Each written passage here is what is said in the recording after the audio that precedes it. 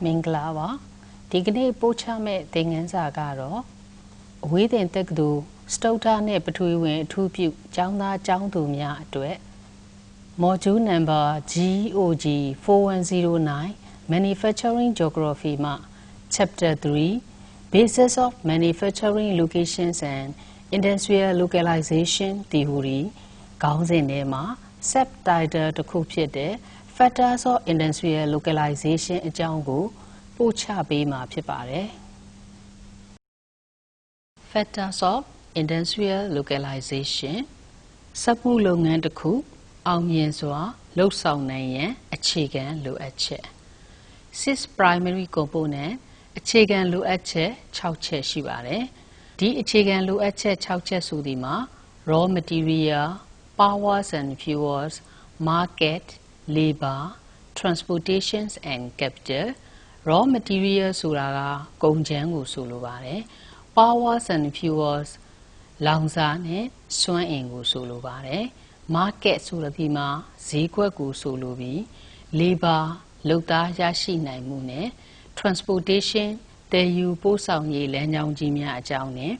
capital, yini myuna mugu piobadi. Atapa achemyagu, BDRN mugle kore, BDRN sodima, 6 essential may be called the basis requirement for the development of manufacturing. Samu longan to cook aumien look at the chicken chedio, BDRN low covare.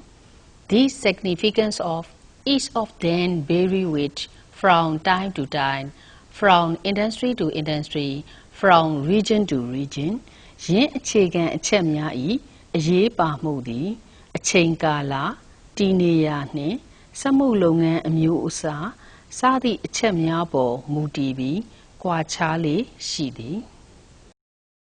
Raw material. The abilities of raw material is frequently a major locational factor, important in the initial state of manufacturing. Patama achani ne, gongjangu, timpia bame. Gongjan pisi yashi naibudi, samu longan to cook, detail ya and duet, dinia ne pete yui, adika achet to cook, pili shidi. The developments of major transportation system became more complex. To the pin, samu longan patama asenwe, gongjan yashi mudi, ye pahladi, adika setway lanjang jinia, domho, lamban setway gonyemia. Pumbu total lado a car, gongjangu, de sound yarwe, pomo luegu lazide. To opin, samu longani, pomo shotwe labi, a chigan gongjan a, to ujin pubian tolo mu, jone lagedi. Less processing of basis raw material, individual manufacturers. Most industrial firms purchase commodity from widely distributed sources. To a car, Samu longan a miazudi, Neya Nampia Baldwin, Miazua, Pianan layer shido,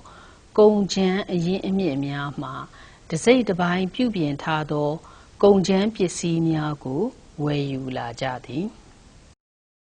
Technological improvement resulting, last important in locating manufacturing. The need for being near raw material is still in presence for many industries in general, and industry tend to locate lower transportation costs. Raw material that lose considerable weight or bulk are still being processed at their origin point. Samu longan saya nipi nyamya, pumbu total lado aka, gongjangu, aton atong chala nine doja. Samu longan tineya ye pa mudi, jone lagedi, dodole, gongjan traya dita ne,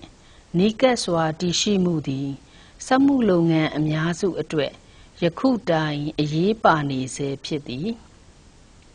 Yebuya apien, samu longan de kudi, gongjan suzang de yuyado zayene, gongjo pisigu, tempo yadi zayeto susu bang debo zaye, a nezo neadwe, tishi le shidi, to jau, a leje ne, dure pamana, yoja mumiado, ကုန်ကျန်းများကို၎င်းကုန်ကျန်းထွက်ရာဒေသ၌ပင်ပြုပြင်ထုတ်လုပ်ကြသည် A second group of raw material-oriented industry. Perishable raw materials are converted into non-perishables or less perishable products. In this industry, the weight of materials and products is at about equal. Procurement cost considerably greater than distribution costs. For example, salmon cannons are located near the salmon fishery. ကုန်ကျန်းအခြေခံနဲ့ဒုတိယစက်မှုလုပ်ငန်းအမျိုးအစားများမှာပုတ်သိုးပျက်စီးလွယ်သောပစ္စည်းများအားမပုတ်သိုးအောင်သို့မဟုတ်ပျက်စီးမှုနည်းအောင်ပြုလုပ်ရသောလုပ်ငန်းများဖြစ်သည်ဤလုပ်ငန်းမျိုးတွင်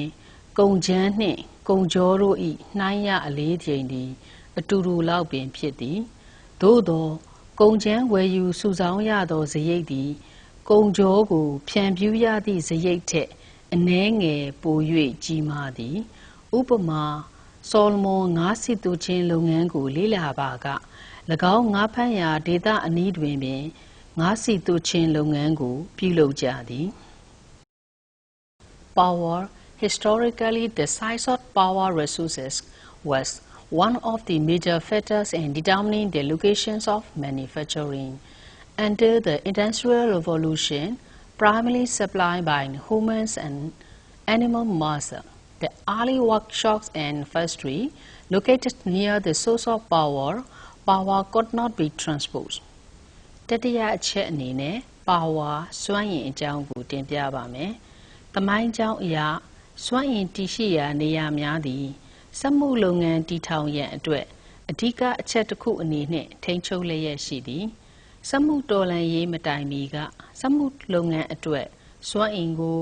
အခြေခံအားဖြင့်လူနှင့်တိရစ္ဆာန်တို့၏စွမ်းအင်ကိုအသုံးပြုကြသည်အစောပိုင်းကာလအလုပ်ရုံနှင့်စက်ရုံများသည်စွမ်းအင်တည်ရှိရာနေရာအနီးတွင်ရှိကြသည်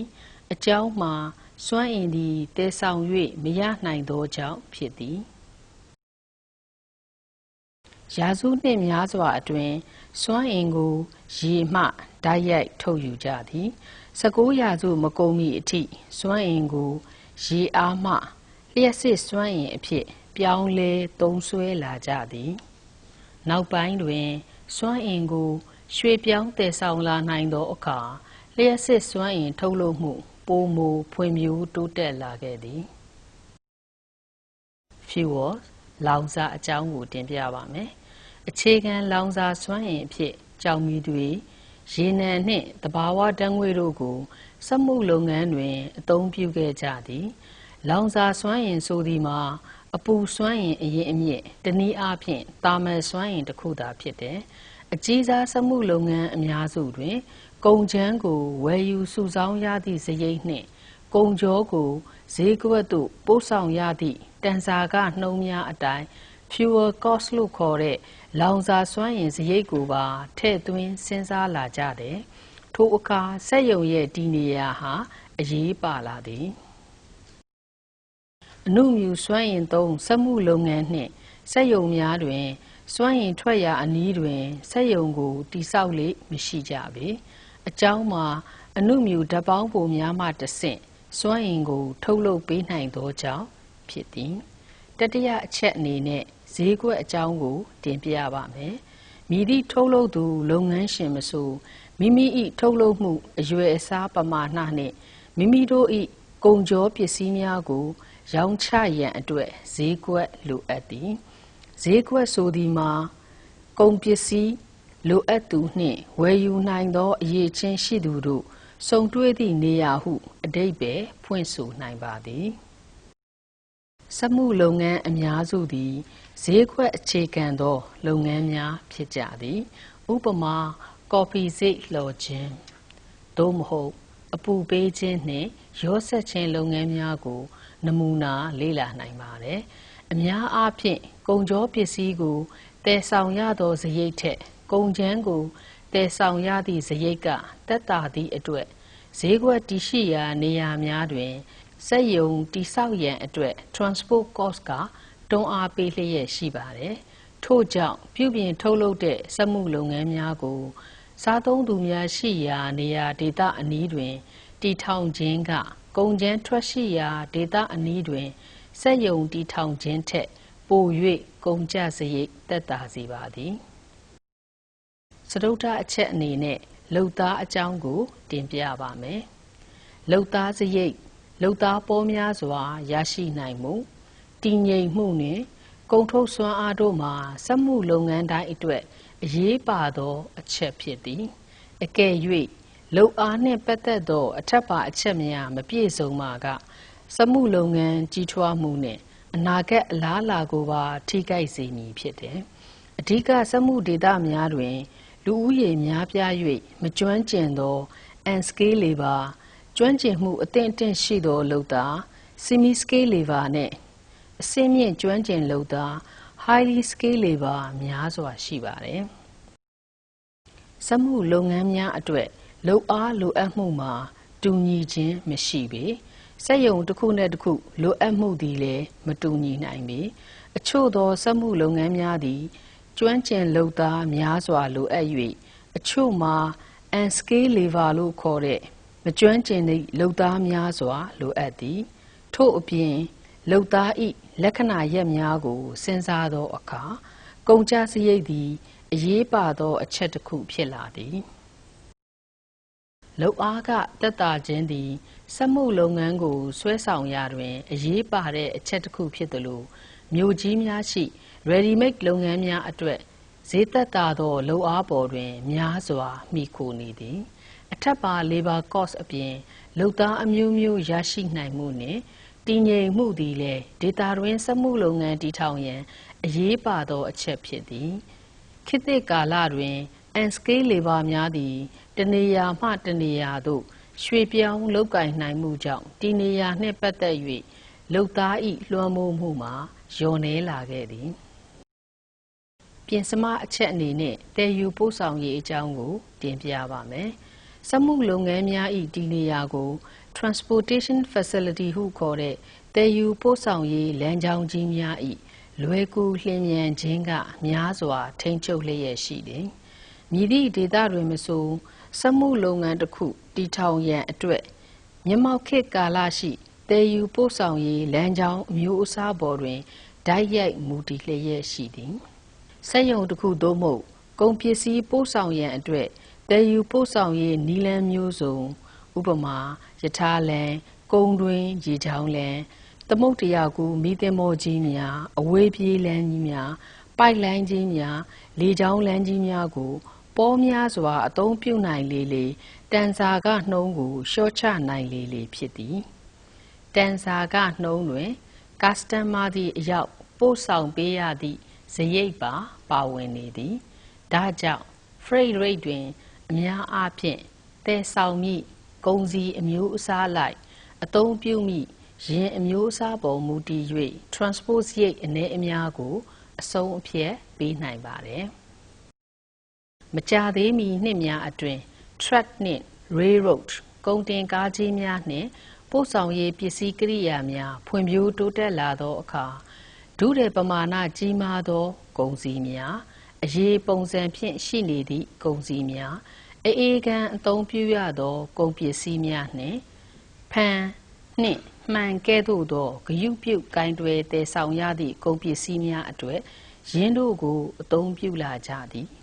ရေဘူးရအားဖြင့် transport cost သည်ကုန်းလမ်းတည်ယူပို့ဆောင်ရေးတက်ရေချောင်းတည်ယူပို့ဆောင်ရေးကစရိတ်ပို၍သက်သာသည်ကမ္ဘာအရက်မှဒုတဲ့ပမာဏကြီးမားသောကုန်ကျန်းပစ္စည်းများကိုစက်မှုရဝန်းဒေသများသို့ပို့ဆောင်ရာတွင်သမုဒ္ဒရာရေချောင်းလမ်းကိုအသုံးပြုပါကစရိတ်သက်သာမည်ဖြစ်သည်နောက်ဆုံးအချက်အနေနဲ့ capital ရင်းနှီးမြှုပ်နှံမှုသို့မဟုတ်အရင်းအနှီးအကြောင်းကိုတင်ပြပါမယ်သမိုင်းကြောင်းအရဒေသတစ်ခုအတွင်းတွင်စက်မှုလုပ်ငန်းဖွံ့ဖြိုးတိုးတက်ရန်ငွေကြေးရင်းနှီးမြှုပ်နှံမှုအများအပြားရရှိနိုင်မှုသည်အဓိကတစ်ချက်တစ်ခုဖြစ်သည်စက်မှုတော်လှန်ရေးအစပိုင်း၌ဥရောပနှင့်အမေရိကတွင်စက်မှုလုပ်ငန်းတိုးတက်ရန်ဒေသတွင်ရင်းနှီးမြှုပ်နှံမှုလိုအပ်သည်ဤအခြေအနေကိုကမ္ဘာပေါ်ရှိ isolated area အချို့တွင်ယခုတိုင်ကြုံတွေ့နေရဆဲဖြစ်သည် ၎င်းနေရာမျိုးတွေမှာဒေတာတွင်စီးပွားရေးလိုအပ်ချက်မှာဆက်လက်ရှိနေအောင်မှာဖြစ်တယ်။စီးပွားရေးလွန်စွာဖွံ့ဖြိုးတိုးတက်လာသောအခါငွေအရင်းနှီးသို့မဟုတ်ရင်းနှီးမြှုပ်နှံမှုကိုနေရာရွှေ့ပြောင်းလုပ်ကိုင်လာကြသည်ကမ္ဘာ၏မြည်သည့်အရက်ဒေတာမှမဆိုငွေအရင်းနှီးကိုလွယ်ကူလျင်မြန်စွာနှင့်ပေါများစွာရရှိရန်လိုအပ်သည်ယင်းလိုအပ်ချက်မှာနိုင်ငံရေးတည်ငြိမ်မှုနှင့်အကျိုးအမြတ်ရရှိနိုင်မှုတို့ဖြစ်ပြီးယင်းတို့သည်အပြန်အလှန်အာမခံချက်ပေးနိုင်ရမည်ဒါကြောင့်ကမ္ဘာပေါ်ရှိစက်မှုနိုင်ငံများတွင် capital သည်စက်မှုလုပ်ငန်းတည်ထောင်ရန်အခြေခံလိုအပ်ချက်တစ်ခုအဖြစ်မသတ်မှတ်နိုင်ပြီယခုပို့ချခဲ့တဲ့သင်ခန်းစာတွေကိုသေချာနားလည်အောင်ကြိုးစားလေ့လာမှတ်သားကြပါလို့ပြောကြားရင်းနဲ့သင်ခန်းစာပို့ချချက်ကိုရနာလိုက်ပါတယ်